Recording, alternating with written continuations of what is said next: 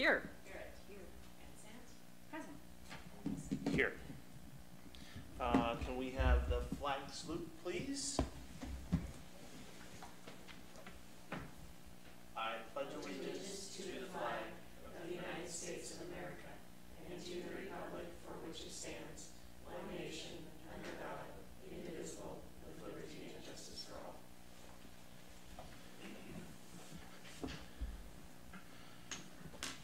Are there any amendments to the agenda before we approve it? Yes. Actually, agenda item B1, approval of the sale and delivery of the district's 2019 certificates of participation, should be removed. That was a placeholder in case we did the public offering as opposed to the private placement, which is what we're doing. So that the private placement comes under B2, so B1 is not needed. Fantastic, thank you. I'd like to move approval of the agenda as amended. Second. All those in favor? Aye. Opposed? Abstentions? All right. So let's jump right into item B2. Penny, can you lead us in that discussion? Absolutely. I'll go up to the microphone up here. Standard for our regular board meetings. You'll recall at the June 18th board meeting, the board approved a contract to upgrade school facilities with an energy efficiency project that includes a variety of different elements, including HVAC replacement at Grace Hudson, temperature control systems, lighting retrofits, and solar panels.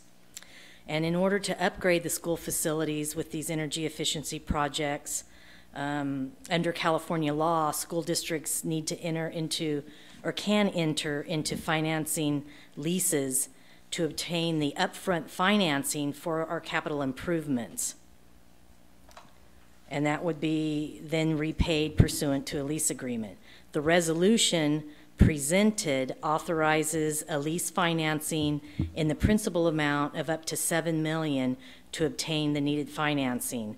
Now, that amount is more than it's a not to exceed amount on the recommendation of our financial advisor in case there ended up being more to the project prior to this financing occurring. There has been no changes.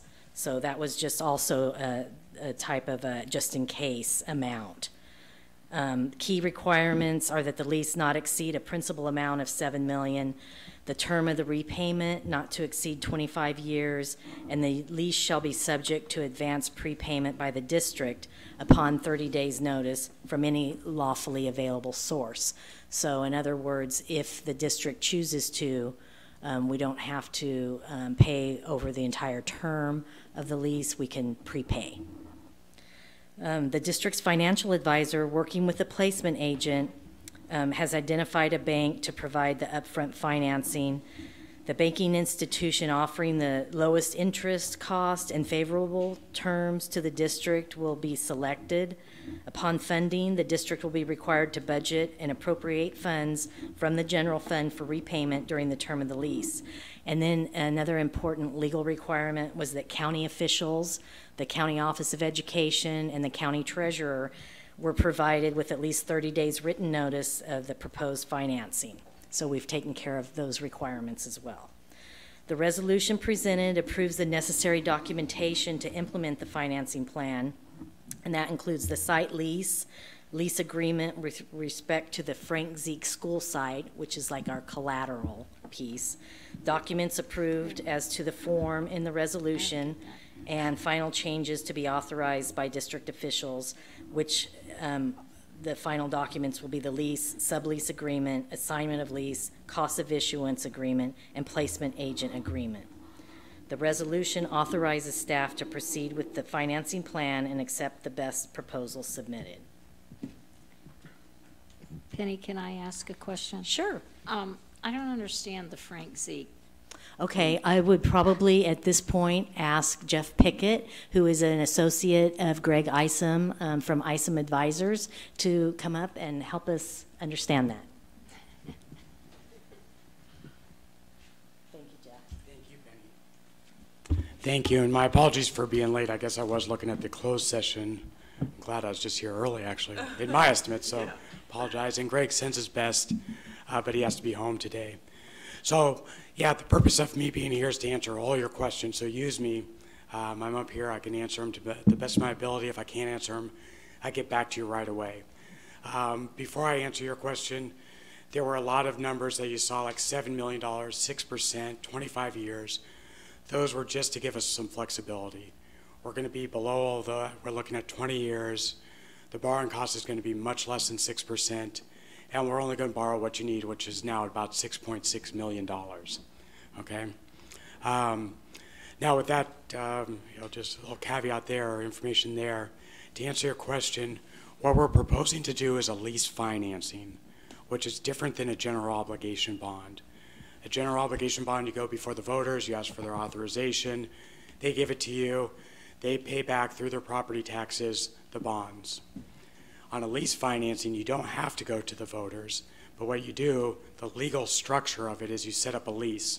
So it's a lease-back financing agreement, and to set up a lease, you have to put up collateral. So in this case, we find a piece of district property that has a value at about the amount we want to borrow, and we put that up as collateral. And then you make lease payments on that. There's a third-party corporation that makes the lease payments back, and those go to the investors. And that's how it works. And really, it's a way to be able to borrow money without going before the voters. It allows you to access your funds and use your general funds for projects like this. I might also remind you that our savings from this energy efficiency project will offset and is actually required to offset the amount of the cost of the project. So we're going to be seeing reductions in our utility costs throughout the life of the project that is more than the cost of actually completing the project. And in the meantime, we're taking care of a very significant concern with the HVAC system at Grace Hudson, and the fact that, as you know, it has been in some very serious, doesn't work properly, and is also extremely inefficient energy-wise. So the savings from that is going to be, a big part of that energy savings. And there's 8 different sites that are going to get the additional lighting retrofits in addition to what we'd previously done through our Prop 39 funding. And so this lease is going to finance the project, and then the savings that we achieve from the project will offset the payments for this lease over the period of time. And then if we do have the ability to prepay the full amount of this lease should we receive funding to do so in the future. And they found the very, very reasonable rates for this money too. We had attached, Greg, all of your option 1 and 2. Are your hands up down there? Anne's is in mine. No, this is in your hand. That means you have an important question. No, it means I just picked it up. Go ahead, Anne.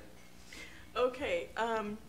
I'm wondering why, since we've gone to all the, first of all, are we on camera today? Yes. Okay, so then I just want to clarify something you said. You said something along the lines of it allows us to do this without going to the voters. And I just want the voters who might be watching to know that this is nothing underhanded. We've had 3 open session discussions about this. It's a common practice among school districts. and it is within our authority as the board and the superintendent to take this action. So I just didn't want anybody seeing your little phrase and thinking that it was anything unusual, because it's not unusual for school districts to do this kind of financing. Thank you for clarifying in the world of social media and videos. Exactly. It's good to state. Also, for clarity, we have worked very closely with the county and County Office of Education. Good. We have notified them.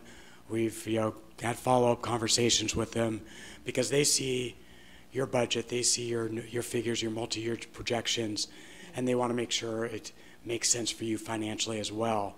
Not only are you getting a great rate, you can afford it in general, but you're also getting significant cost savings from the reduction in these, the projects that are going to be built, the reduction in energy costs that will offset, in fact, more than offset the cost of this financing.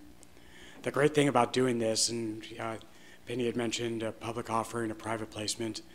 The reason we want this private placement route is, one, we get a very low rate, but it also gives us a lot of flexibility, because from day one, if you came up with $6.5 million, you could just pay it off at any time.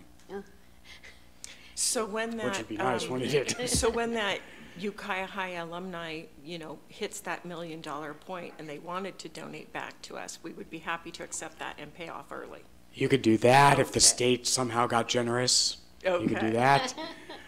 General obligation bonds, any other source of funds, you could pay it off. You could pay off part of it at any time, which is a great option, actually. You just kind of pay it down like people do with their mortgages.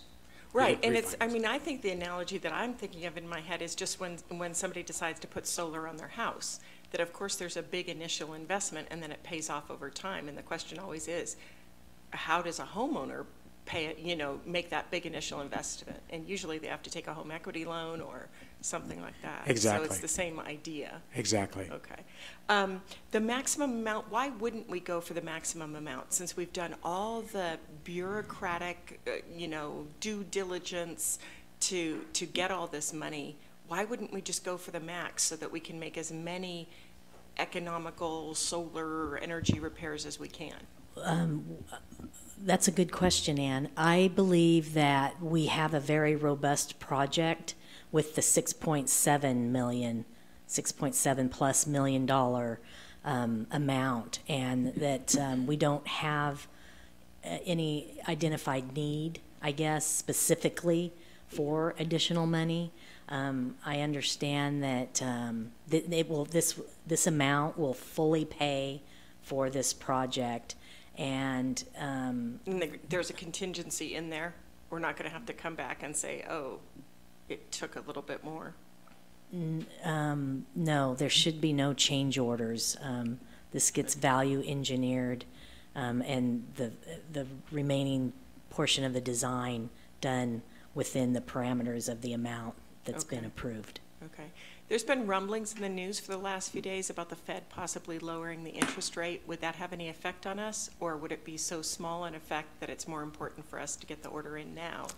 No effect. While we're somewhat related, the interest rates that you use to borrow for your funds or mortgages are somewhat related to the Fed. Any change in the Fed rate, well, there's two things going on. That wouldn't necessarily trickle down to this financing specifically. It but doesn't also necessarily? No. Okay. And also, it's been kind of assumed, people have known for a while that there's this possibility of the Fed lowering their amount, so it's already kind of baked into the numbers. Okay. So it's essentially already there. Okay. And this is more for Penny than for you, Jeff, but I'm just wondering about what is our agreement with the ARC, the Alex Rohrbaugh Center, and has that all been worked out? We will be planning to meet with them later this summer. We have a plan to review our MOU and have board participation just as a committee, so not formally, and get that scheduled. We have been discussing the scheduling of that just today, as a matter of fact. Okay, but the 6.7 includes the entire campus of Grace Hudson and the ARC? Okay. It does, because it was all already Designed together? Yes, Right. yes. Okay, thank you. Yes, Pete. So I'm wondering, what is the connection with Frank Zeke, in other words, why is that specifically put in there? That goes back to, it's a legal structure, a legal way of allowing us to borrow the money. And so there are 3 school sites, Frank Zeke being one of them, and I, off the top of my head, forget the others, that had a value at about $7 to $8 million on their own. So we chose Frank Zeke, that's why, out of the 3. I just want to point out, because we did this earlier this year, we went through a lot of, I guess maybe last year, went through a lot of work to get all the other leases on your properties taken care of. So this will be the only outstanding lease. And again, once you pay off the bonds, the lease is gone. And what Jeff was referring to is we had discovered some property, some title issues from the previous COPs that had matured in 2013, yes. And so no one had ever released the title. So with Jeff's help, we did that earlier this year. And I forget which 2 properties, but there were 2 that were outstanding that just showed up when we had our real estate consultant reviewing. Yes, yes. And it didn't necessarily hurt you, but it's nice to just get those. Right, just to have all of our titles clear. Seeing no other questions or comments, I'm hoping we can find a motion to approve resolution number 1. Resolution number 1. So moved. Second? All those in favor? Aye. Opposed? And abstentions? All right, thank you guys. Thank you. Thank you very much for coming. And again, my apologies. I'm glad you were early. It was awesome. That's great. Okay, do we have approval of the consent agenda? I move approval of the consent agenda. Is there a second? I second. All those in favor? Aye. Opposed? And abstentions? All right. Could I just mention, because I rudely didn't send an email to Gabe Sherman previously, on the Pomalita playground, right in front of the 6th grade building, there is a metal bar, like to keep students away from the thoroughfare of the cars, and it's bent like a car ran into it, and it's been that way for a couple years, and it just makes us look like we're not paying attention. So it's just right in front of the 6th grade building, so maybe when they're out there on the playground, they could take care of that too. Okay. Maybe it's completely unrelated, and they're gonna look at me like, just put in a work order, weirdo, but. No, we'll be glad to take care of that. Thank you. Thank you, Penny. This meeting is adjourned.